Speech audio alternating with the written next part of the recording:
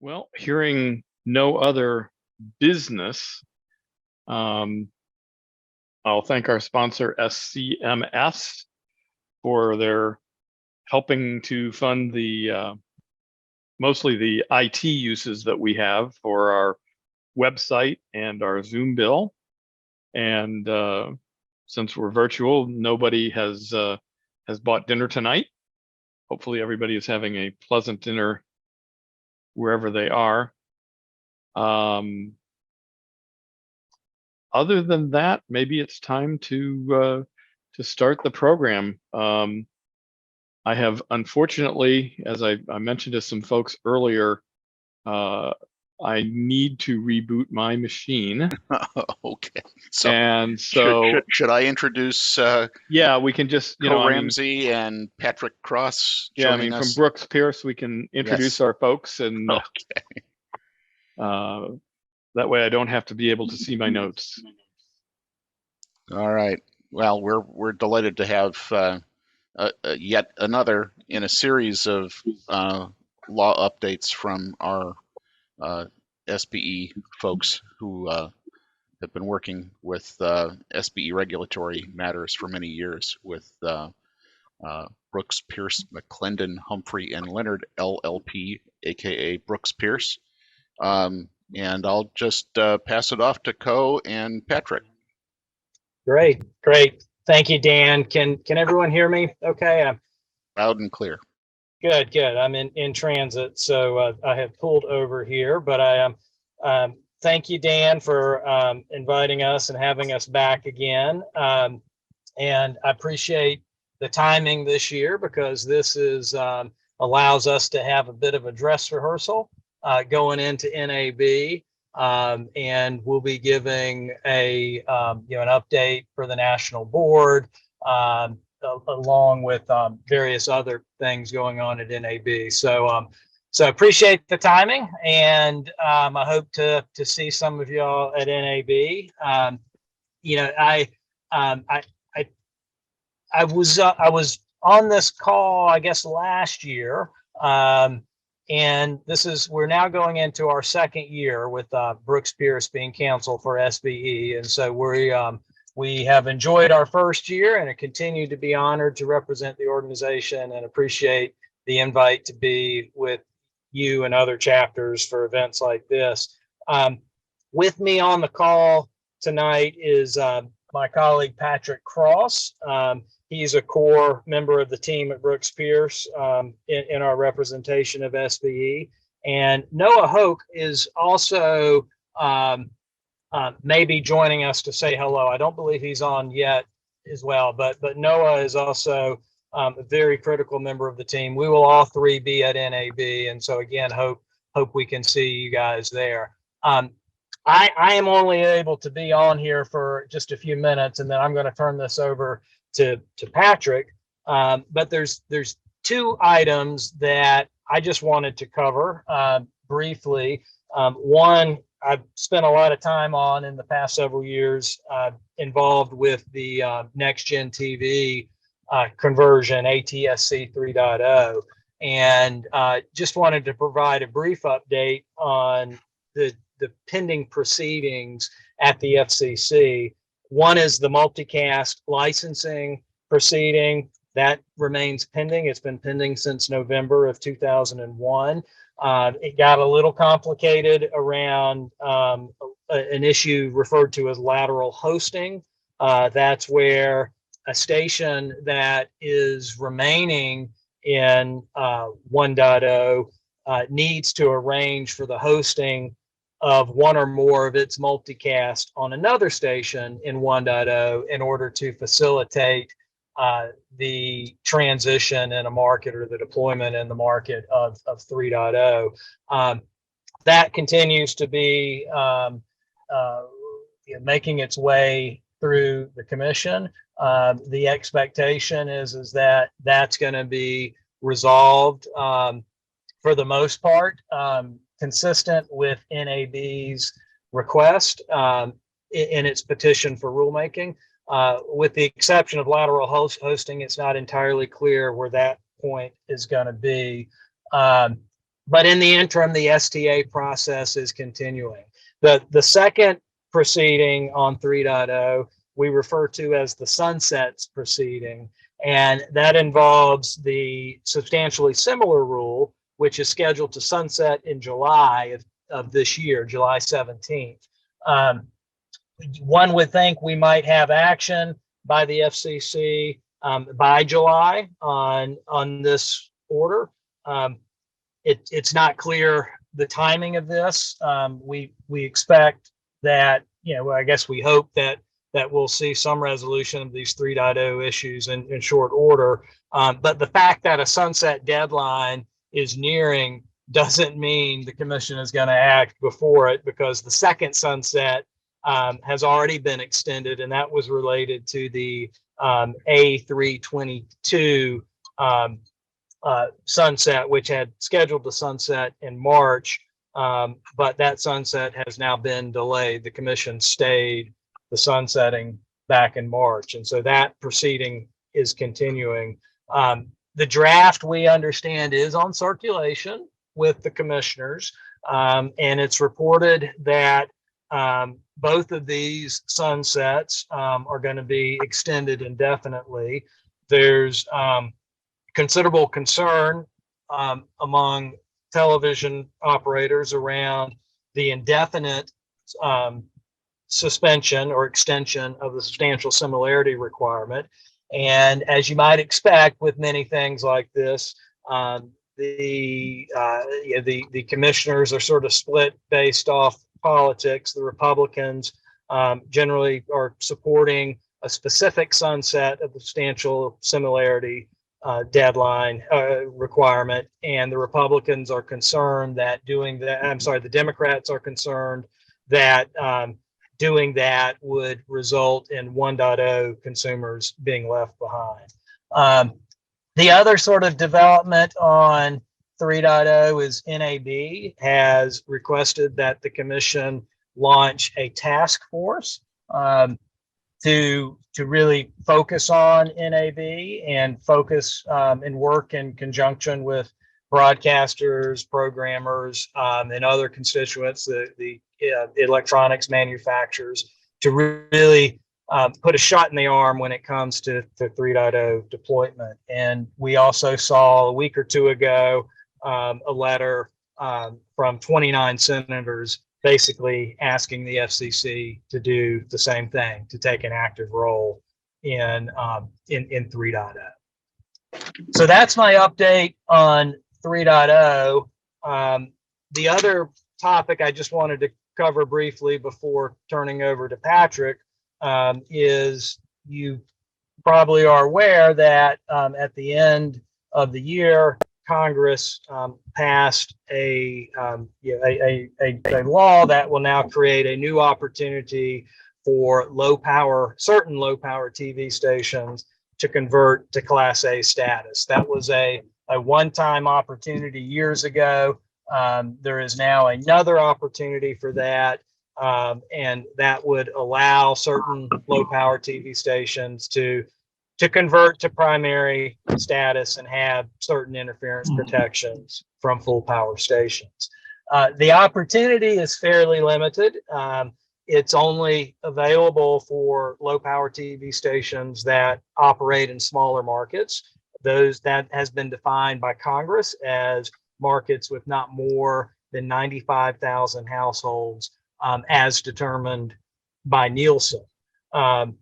There are other qualifications so basically 90 days before the bill was passed, between October 7th and January 5th of this year, the station would have had a minimum of 18 hours of programming per day and an average of 3 hours per week of locally produced programming. And of course, once an application is filed for this opportunity, the low power station has to be in compliance with the full power TV operating rules. The FCC has released a notice to launch the proceeding, to initiate this process. The commission is soliciting comments on implementation of this new law. And at this point, I don't believe that comment deadline has been set, but it is forthcoming. And if you have a low power station or have clients with low power stations in these smaller markets, this is something to keep an eye on. So those are the two issues I wanted to touch on: next gen TV and low power TV. I'll pause for a second to see if there's any questions on those topics, and if not, I'll turn over to Patrick.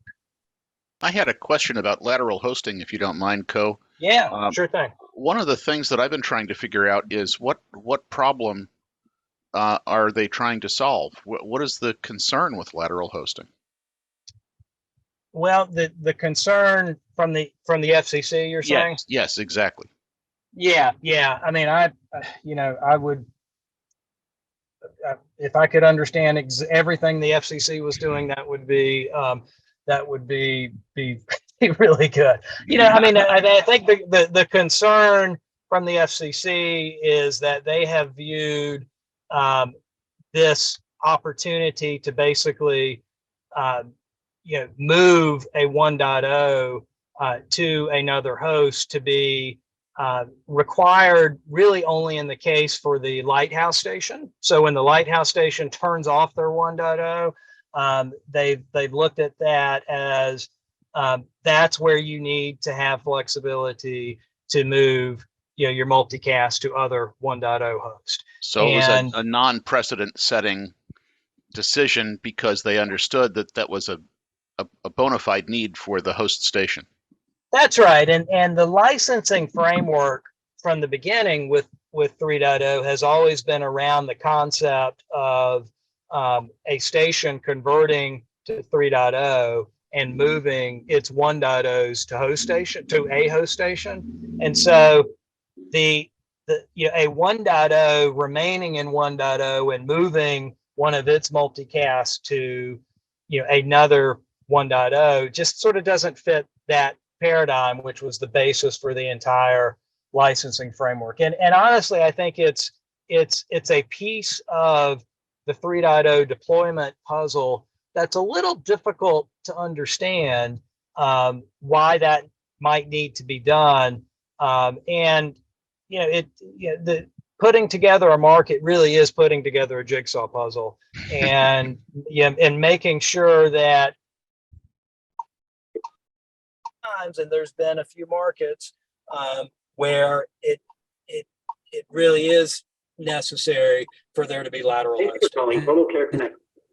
Likely to see from the FCC is an order that does not bless lateral hosting, but as part of the rules, but does give a nod to it and allow it to be considered on a case-by-case basis. And so what we might end up with is a world in which the multicast STAs that have been the interim solution now for a couple of years go away in most cases, except maybe for lateral hosting. Maybe for lateral hosting, there'll still be a need for an STA.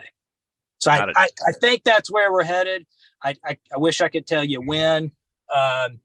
It was just a couple of weeks ago, I was saying it's going to be next week because why not? Why not issue the order on Friday before NAB? Or I guess this week, Friday before NAB. And I guess that still could happen, but the reports I'm getting is that it's probably not likely to be that soon. Very good. Thank you.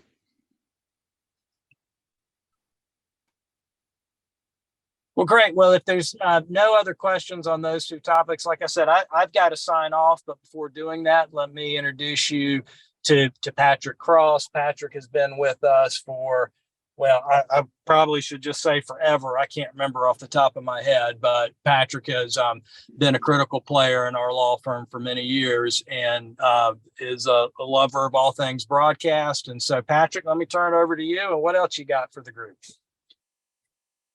Great. Thanks so much, Coe. And I, first and foremost, I'd just like to echo Coe's sentiments at the beginning of his talk there, just that it is truly an honor to represent you all, and is a pretty neat notion that you all find some utility in what some lawyers have to say about dry legal stuff here, while y'all broadcast engineers are doing the hard work down on the ground.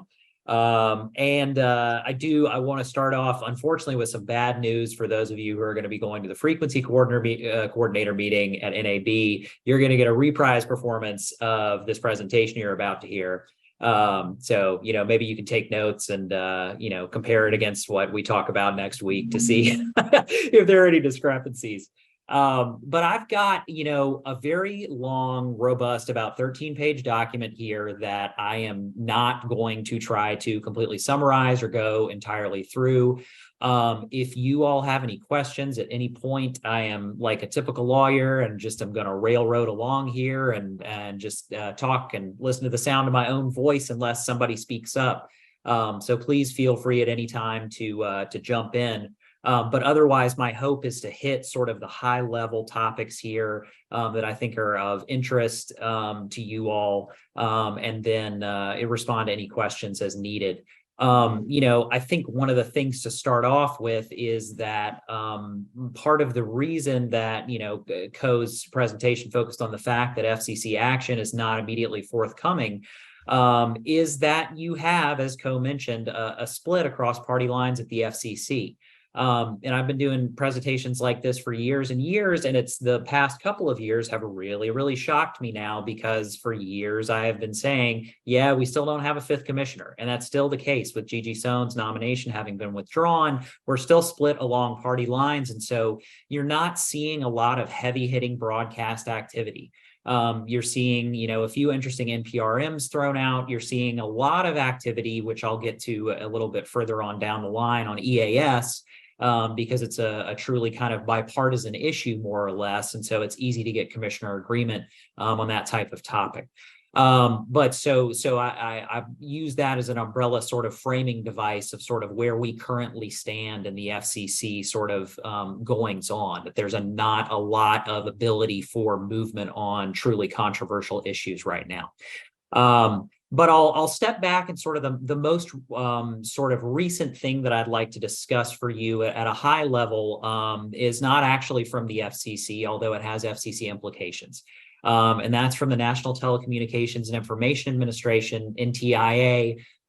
In mid-March, they put out a notice requesting public comment from, a broad swath of stakeholders and helping to develop a national spectrum strategy to sort of guide federal policy and action on spectrum across the coming years. This is truly a broad brush sort of request for comment at really the highest levels, saying, effectively, look, we realize that, we have to figure out sort of a spectrum pipeline that we can have as we have emerging uses that come on down the pipe. We need to figure out long-term sort of spectrum planning, not for that only, but also for incumbent uses that, like broadcasters, are, currently using the frequency spectrum that's available and putting it to good use. And we need to figure out how technological developments play into that as well. So comments on that notice are due on April 17th. It is really just, as I said, sort of a broad request for any input from interested stakeholders. And so the SBE Executive Committee has voted to file comments in the proceeding. In large, well, not in large part, but an important part of that decision is because the notice actually didn't mention broadcasters at all. It had a list of potential stakeholders that included wireless, all sorts of individuals, and didn't note broadcasters at all. And so the goal of the comments as they're currently being conceived is to sort of raise SBE's hand on behalf of the broadcast industry and say, hey, we use a lot of spectrum and we need to continue to have access to that spectrum. We have a public interest mandate to serve our local communities, and we put that spectrum to good use. And also just to, provide the technical expertise that SBE has available to help flesh out, certain swaths of spectrum have different propagations characteristics, as we'll get into in the 12 gig sort of proceeding here in a second. And so maybe you might think it might be a good area to deploy 5G mobile use, but it might actually not work as well as you think, particularly in urban environments. Or if you're looking at trying to coordinate incumbent uses with new overlay licensees, well, maybe this type of sharing works better than that type of sharing. So that's what the NTI notice is about, and that is sort of the goal of SBE in filing comments in that.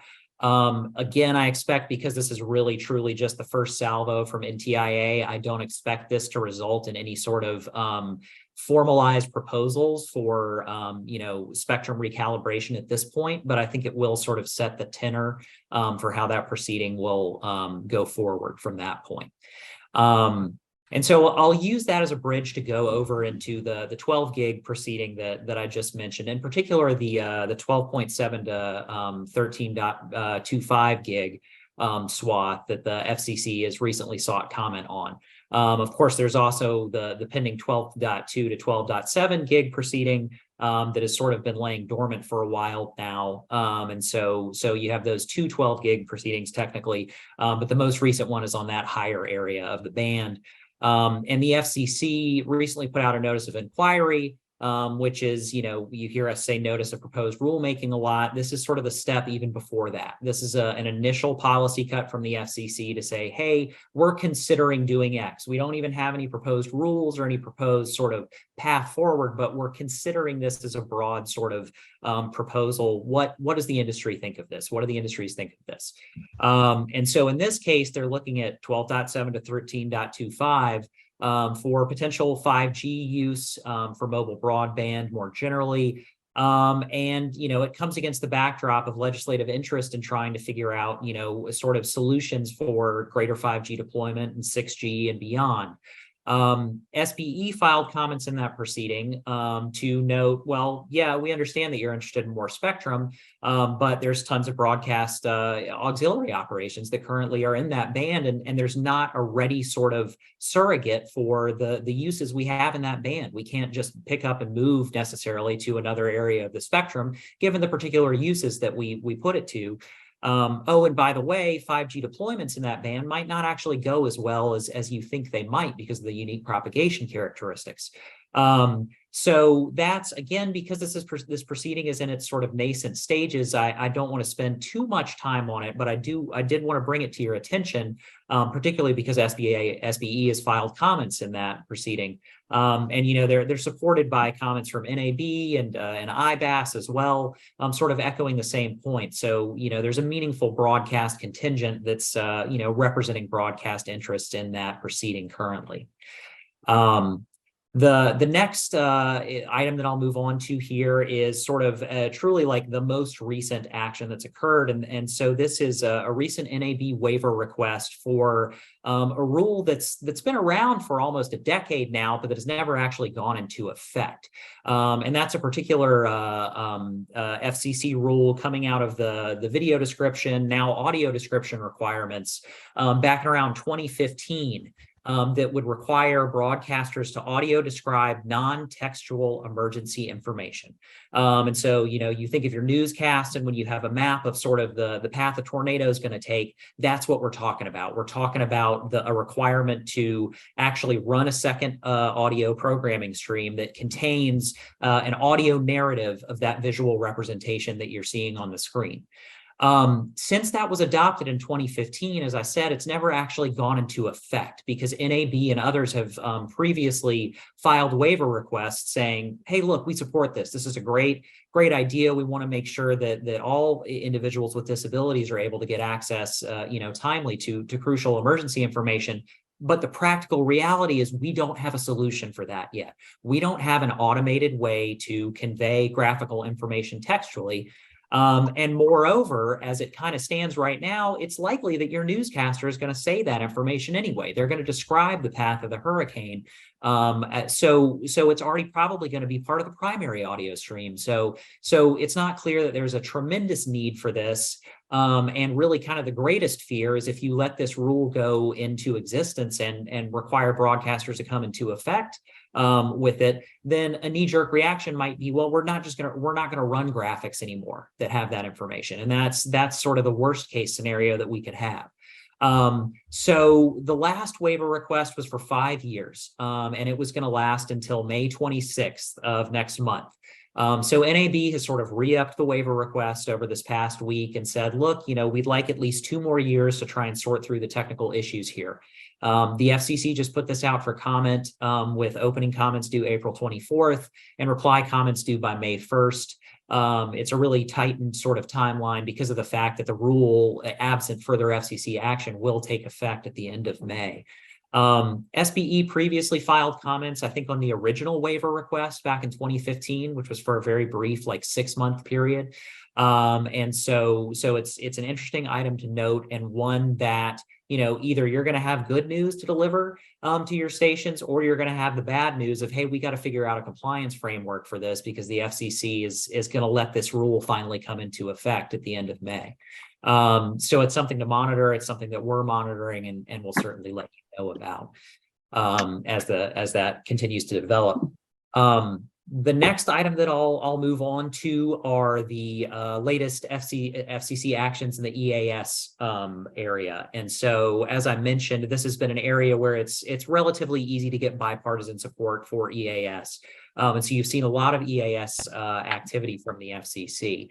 Most recently is the FCC's proposal that's tied to cybersecurity. A lot of folks have called it the EAS cybersecurity NPRM.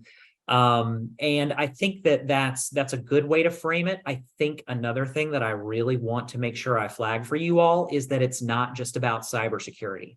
And so even though a lot of the notice of proposed rulemaking goes into the hope of being able to sort of ensure the emergency alerting system against any potential technical issues, against cyber attacks, the ability, the false missile alert that happened in Hawaii, although that was just an operator error.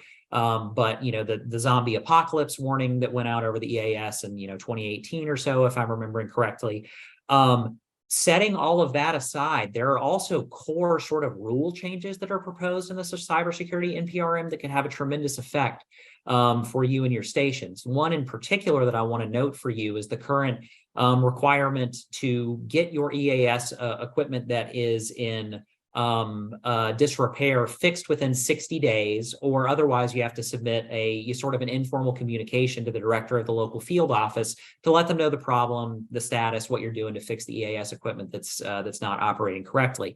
What the cybersecurity NPRM proposes is a requirement to notify the FCC within 24 hours of your EAS equipment becoming non-operational. And it has ties to, hey, if you don't do that, then there's potential for fines and sort of a whole host of problems that broadcasters don't currently have to worry about with the EAS. It's, you've already got, tremendous deadlines around political file materials, all sorts of things like that. And so it would throw another sort of technical requirement in there with a tight turnaround that could potentially impose liability if not adhered to. So, NAB and others filed comments in the proceeding to sort of highlight, look, we don't think that's a good idea. We're not sure that we have the ability to sort of comply with that immediately within the FCC's expectation. It doesn't seem like it's really that big of a problem that often anyway. And by the way, cybersecurity issues really don't seem to be that prevalent right now. It seems as if those sort of problems don't apply to all stations. It's usually the EAS originator points. So maybe your LP1 or your LP2. Or maybe your state primaries, maybe you consider some sort of cybersecurity proposals for them, but gosh, if we're going to have small AM stations and, AM FM combos try to, implement a robust cybersecurity plan, that's a tough lift. That's a tough lift for those operators. So the comment window closed on that at the end of January. We haven't really seen much further activity in that docket, ex parte or otherwise. But that said, I would not be surprised if the FCC ultimately does issue some sort of decision on this, even if they stay, half staffed at sort of, a 2-2 split. Among the commissioners, because again, it's sort of a nonpartisan issue, and I think that they can probably find agreement on where to land on that. The other two EAS issues that I'd flag for you quickly are the deadline for the CAP priority mandate and new EAS text requirements that have come into existence. Those were adopted in November of this past year. Those will take effect they've taken effect, but the compliance deadline is December 12th of 2023. Our current indication is that equipment manufacturers are sort of going to be the one to enable all this capability on your, your index to sort of take care of these requirements for you. It's going to require sort of prioritizing CAP formatted messages over sort of legacy EAS daisy chain messages. And so basically, if a station receives a legacy alert via the daisy chain, it's going to require the equipment to poll IPAWS to see if there's a CAP formatted version of the alert available. And if it is, then to go ahead and disseminate the CAP formatted version, just because it's more widely compatible. You can get more information in there. But it does that against the backdrop of wanting to continue to preserve the legacy distribution system, because that is truly the sort of the most robust safeguard that we continue to have in the event of an emergency activation, is the ability to get out in front of people with an NPT that's delivered by the EAS audio signals that'll trigger downstream alerts. But so putting it on your radar, because by December of next year, sort of the equipment manufacturer should have this into place. And so we need to look for software and firmware updates over the coming year to enable that capability.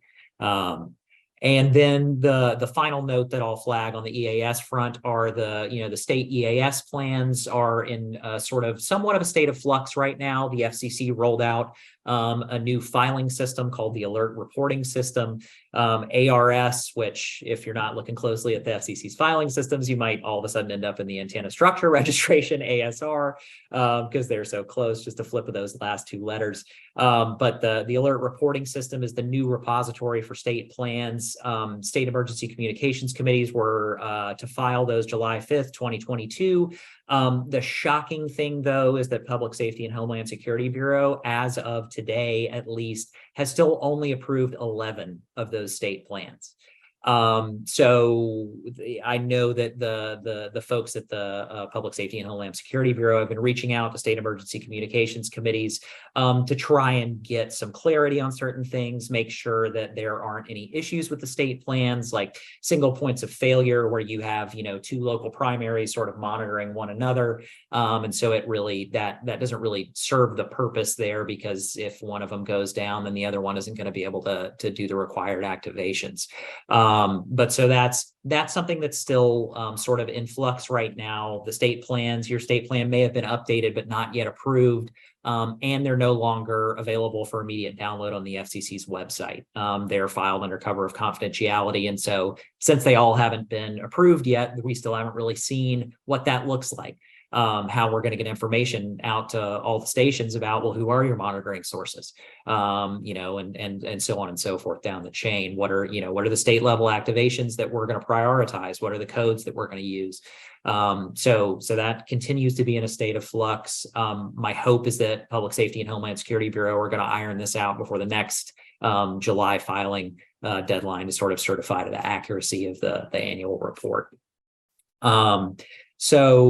And so the next item that I'll go on to here, and I see I've got a question here, which I'll flag here at the end of the presentation here. It looks like they're going to be good and interesting ones.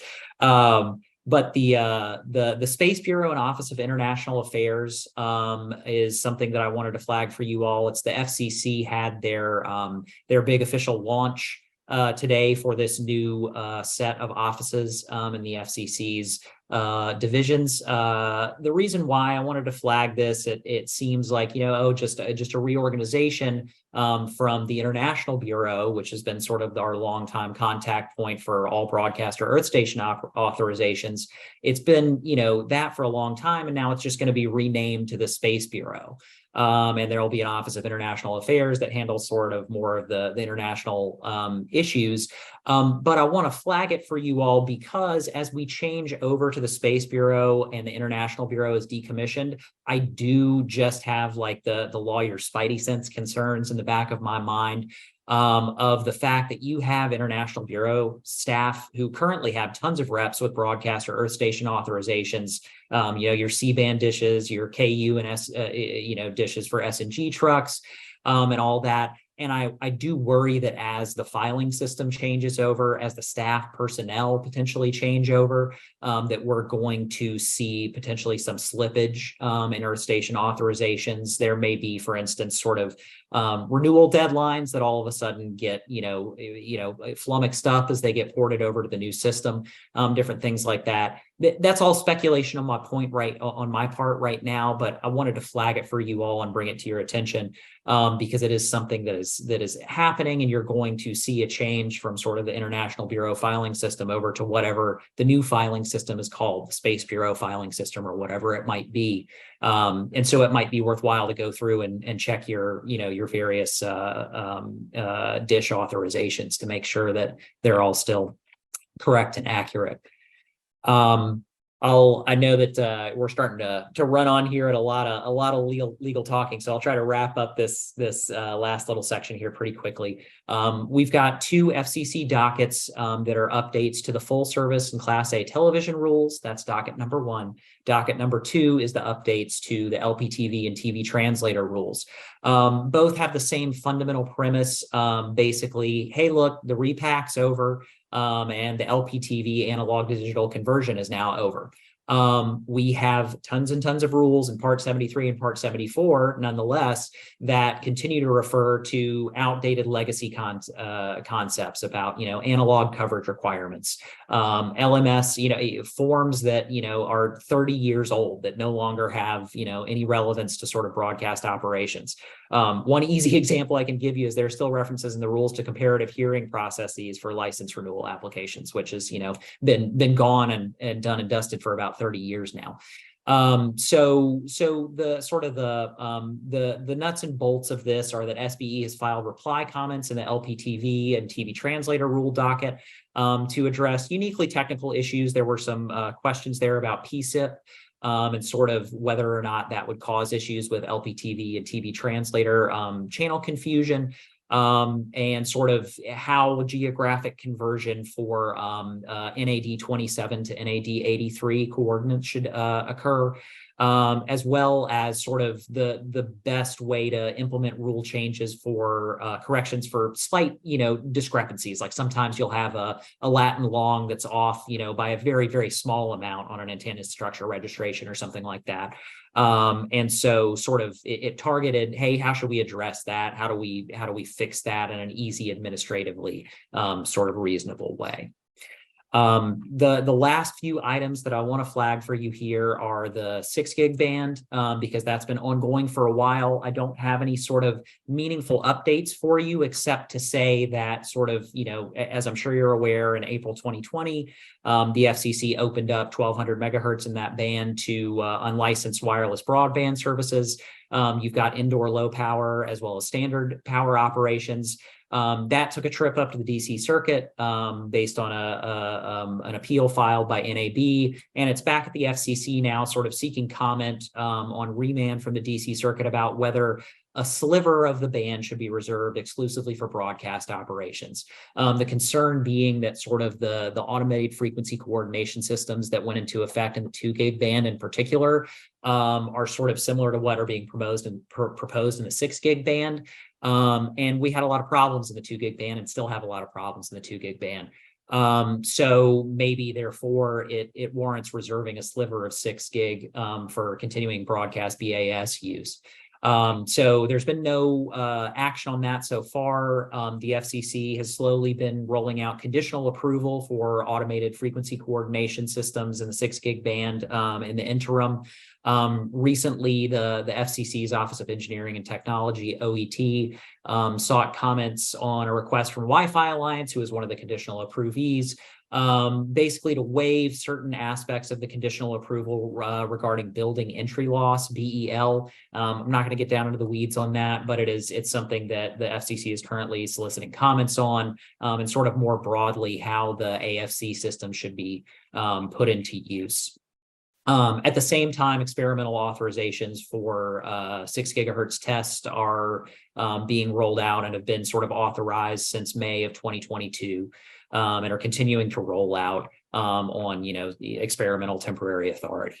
Other than that, I will use this sort of as an opportunity to wrap up just by highlighting some really, really high level stuff here that are sort of I put in my catch-all bucket at the end. The first being that the FCC Spectrum Authority has lapsed. It lapsed on March 9th for the first time in 3 decades. So this is currently, a legislative issue. We need Congress to reauthorize the FCC's ability to auction off spectrum. There are no current proposals that I am aware of that are sort of formalized or that seem to have potential legs to make it through. I think now that it's now lapsed, before that point, you had seen sort of potential interim solutions of a few more months, maybe up to 6 months for us to hammer out a long-term deal. I think because it's now expired, those, sort of proposals have hit the wayside. And I think we're looking for truly long-term sort of solutions to the FCC's continuing auction authority. And the last 2 points that I'd raise for you are the recent NAB and XBERI petition for increased FM digital power output. The comment window has closed on that. Generally, broadcasters were in support. You had a few smaller operators who filed in the proceeding as well to say, look, we're all in favor of increased digital power output. But for some of us legacy analog stations, the interference from digital stations, even at the same power level that effectively is authorized for analog, doesn't hit us the same way. It actually causes increased interference, at least in our experience, and sort of the outer edges of our contour. So there's an interesting technical sort of point that's been raised there, and we'll see how that develops. No further FCC action at this point. And the final note that I have for you here is that the C-band relocation is, of course, continuing. We touched on that briefly with sort of the Space Bureau reorganization and your C-band downlink dishes. But the fundamental note that I want to flag for you is that satellite operators are supposed to complete the transition by December 5th, 2023. And that will sort of mark, assuming that the satellite operators hit that point, sort of the full clearing of the band. Nonetheless, satellite operators are starting to deploy in sort of the phase 1 transition markets that was at the end of December of last year, I believe. December 2021, so not last year. But they're starting to deploy in those partial economic areas that were specified where they could go ahead and clear those folks into the higher part of the band. And we're seeing some interference concerns come up. So it's something to be aware of on the ground, that as these new 5G overlay licensees sort of roll out, just keep an eye on your C-band downlink dishes. Make sure that they're not interfering with your ability to receive network programming and the like, because that's an important pipeline there. And it can be hard if the 5G licensee lights up on a Saturday. Then it can be hard to kind of run down the stop buzzer contact, or at least it'll take a little bit of time to sort of search and try and figure out how to mitigate that issue. And ensure that you still have access to the programming that you need. Again, there's a lot more in this list here, but in the interest of making sure that people don't actually actively fall asleep into the next day, I'll stop there and let Barry provide some sanity here and ask his questions. Either sanity or humor, it's hard to tell. Yeah. In interesting points, Patrick, and certainly I have to agree with you about the cybersecurity issue. One size does not fit all. FCC, do you hear that? The small mom and pop stations, it's going to be an unbearable crush and problem, and never ending, because even if they bring a contractor in to try to set things up, it's going to go sideways in a short period of time.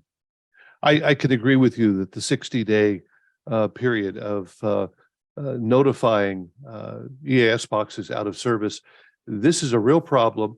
There are boxes out there that are still running on version 2 software for the DASDEC. I personally helped a Native American station upgrade last year. They had not been receiving any of the iPaws for several years. And this is a real problem. Just coming in with the December deadline here, we got a lot of people that don't understand. They're even going to have to replace some of their units. The other problem and issue concerns ETRS and LMS actually, and it's this. I've been talking with the PSHSB for years now, asking them why every time we have a NPT, people struggle for days to file the report because the servers at the FCC are so overloaded, so crummy, so unwilling to accept what people are trying to do. And I have had probably 2 dozen, 3 dozen, 4 dozen complaints this past week alone about the Q1 issues and programs. Again, guys have been trying for days to get these things uploaded. I've talked to the NAB. I've talked to the PSHSB, as I mentioned, and somebody has got to put some pressure somewhere, because the guys here on this program, as well as the others that are in the programming side, why are these hundreds of thousands of man hours being wasted every year because of a contractor that the FCC can't control? That's my question. And I'm trying to use the BDR, the Broadcasters Desktop Resource, to foster a grassroots support, shall we say, of getting to talk to somebody, do something. Yeah. So I lost your video there, Barry. I hope you're still there. I got you now. Sorry. Yeah, no problem. No problem. I just wanted to make sure you were still there. But look, I hear you 110% on the FCC filing issues, you know, whether it's ETRS, LMS, the OPIF, no matter what, there always seems to be a problem. And you know, that's the line that I've heard as well, Barry, that it's a third-party contractor issue, that they're trying to sort it out. And you know, that's made sense to me when, you know, some of the issues that we've had are not just sort of lack of functionality in terms of uploads, like you've described. Some of the things that I've had are sort of mismatched call signs, like LMS not actually accurately reflecting the current authorization for the actual facility that's licensed, all that sort of stuff. And that, to me, that makes sense. I can understand how a third-party contractor would sort of mess that up. You may have remembered like the OPIF sort of fire drill we went through. Gosh, was it a year, 2 years? It starts to blend together after a while. But the issue where they changed the call signs in the website address from lowercase to uppercase. And Right. so all of the links no longer work to a station's OPIF. And so they finally got to the bottom of that. It took several weeks, but again, that's like a third-party contractor whoopsie that I can see, where it's like, oh gosh, we didn't think it mattered what case the calls were in. The fundamental technological issues that we're seeing with them, where it's just completely hung up, you can't access it at all, the upload just hangs up and doesn't go. That, to me, I'm really wondering if there's some bandwidth issues, if they're just running out of. I mean, you think of the sheer number of files that are uploaded to the OPIF and that have been increasing the longer it's been in existence. That brings us to the key point here. Why, in heaven's name, on the day of the NPT or issues and programs, whatever, does the FCC demand that it be filed by the midnight of that day? One day, right, exactly. dozens of thousands of television and radio stations. If the server is going to be slow, great, you can solve the problem by giving us a week. Don't have to spend any money on an outside contractor. It's just something that you can fix with a stroke of a pen. And the 24-hour, that short turnaround is an arbitrary requirement to start with. Yeah, and they don't issue the report of what the NPT did for 18 months to begin with. I mean, Absolutely. Yeah. Y'all are preaching to the choir. Believe me. And Yeah, so, do you guys have any grease, any power at the FCC with the attorney guys? Because we tech guys don't seem to have any voice anymore because there's no tech people at the FCC anymore. yeah. So no, I hear you 100%. And the unfortunate reality is that I think as the commission currently stands, I don't think that you're going to get a lot of traction on broadcast issues in general. To the extent you need assistance. I think that it is, as Coe alluded to, earlier about the 3.0 task force that NAB asked for. Part of the conceptualization of that is, hey, there are lots of bureaus in the FCC where folks wake up every day and figure out, how can I help this industry? Like wireless wakes up and says, how can we deploy 5G? How can we prepare for 6G? Broadcast, on the other side, it seems like everybody wakes up and says, what rules can we enforce against broadcasters? How can we penalize them today? What can we do to make things sort of, to make sure they're in compliance? And so I think it's a tough lift right now to get anybody at the FCC to listen to the notion that, hey, this is not everybody's a major market station in New York. And so it's already difficult for some folks to, figure out how to work these filing systems at all. And then you layer technical issues on top of it, and it's just, it can be a nightmare. The best strategy, Barry, that I've come up with in an administration like this is when there's an NPT like that, or when there's a filing deadline coming up, and we're having issues with the relevant filing system, I try to reach out to the actual staffers at the FCC sort of on the ground level, to say, hey, we've got a problem with this. Can you please look into this? And if not, do you think there might be an extension of the deadline? Because my folks can't get anything uploaded. They can't comply with the requirement right now. And sometimes that works. We've had extensions of like the first quarter issues programs list and all that. That was something that was after multiple conversations with FCC staff. From multiple folks. It's not like, Patrick Cross is the single person doing it. There are lots of folks who are doing this, but that's the best strategy that I've come up with, Barry. And it's not it treats the symptom, not the underlying disease. And I hate that. Yep. Been there, done that, got the t-shirt. I've spoke directly to the PSHSB folks and was assured, oh yes, we have the server issue solved. Yeah. Oh yeah. Oh sure. Yeah. Right. I can't wait for this year's MPT. I just hope that enough people get to the point of realizing the hundreds and thousands of wasted man hours, and at least, as Dan suggested, instead of one day, make it a week. What is it going to mean to the commission to have ETRS filled out in a week? No difference at all. Yeah. But how we could get there. Right. Well, or if they're trying to prove rapid response, we have proved it does not work. Are you proposing to fix it and test it again? Because there are other needs that require a 24-hour turnaround. Or if there's no need for a 24-hour turnaround, solve the slow server problem by not hammering the server during the 9 or 10 hours that we get. Yeah. I have lost kind of track of a few things, but have they committed to a national test this year? Because I think they skipped it last year. Not yet.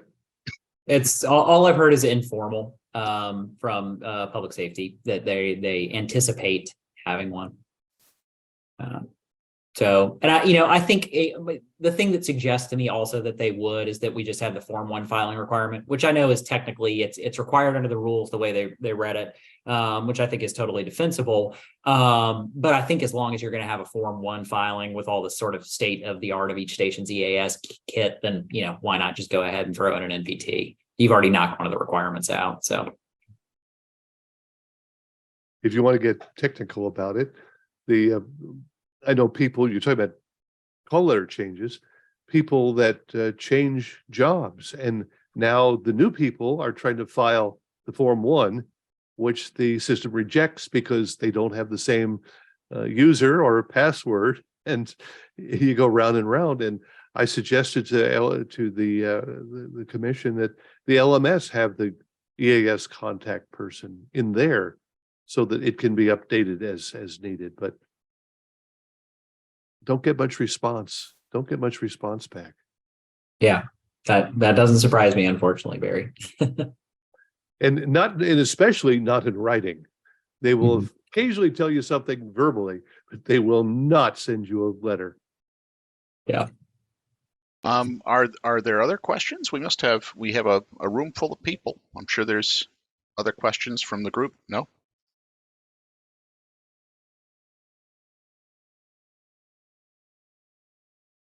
No. You must have covered everything, Patrick. Hey, that's a-okay with me. It's a lot of material, and like I said, just the notion that this legal stuff can help y'all do the work that you do is all that really matters to me. So Well, I for one will not be missing the International Bureau's filing system. I think was it the first one that they deployed electronically? It seems like it's a million. It has to be a million years old. The splash page certainly looks like it. Yeah. Okay. Well, thank you and Coe very much for spending valuable time on your evening, joining us and bringing us up to date on all things regulatory. And we wish you the very best of luck at the NAB show. And it's our honor to have you as our guests this month. We really appreciate it. And Yeah. of course, the next email you'll get will be us asking you to join us next year. So have your I'll look excuses forward to all it. Okay, very good. Thank you. Thanks, everybody. Eric, is there anything else? Just thanks everybody for attending. The next meeting, I think some of the details over at AU are slightly being worked out, like where are we going to park people and stuff. So keep an eye on the events page, but that will be the combined antenna project middle of next month. I think it's our usual date. Let me see if miraculously I can call up. It's Thursday, the 18th. Okay, thank So you, because it that's would one of the pages deviate a I bit. cannot get to right now. So keep an eye on the events page, and I'm sure we'll send out email blasts and everything. Mark your calendar. Tom Silliman says he's coming. Yeah, and 3 I've had people several for people BRI. said, Yeah. yeah, I've had several people say, well, if Tom's going to be there, I got to come. So we'll see how that goes. But I'm looking forward to it. And for those of you who will be at NAB, I will be there. So you know, you can email me and we'll try to get together.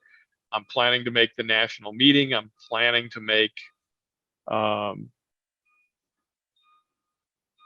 that's probably the biggest thing. I think there are several other meetings. There's a SEMTI gathering that's going to try to be put together, and there's a few other things. But if you're trying to find me and you have had no luck, the SBE national meeting, I'll be there, or leave word for me at the booth. I'll be going by a lot.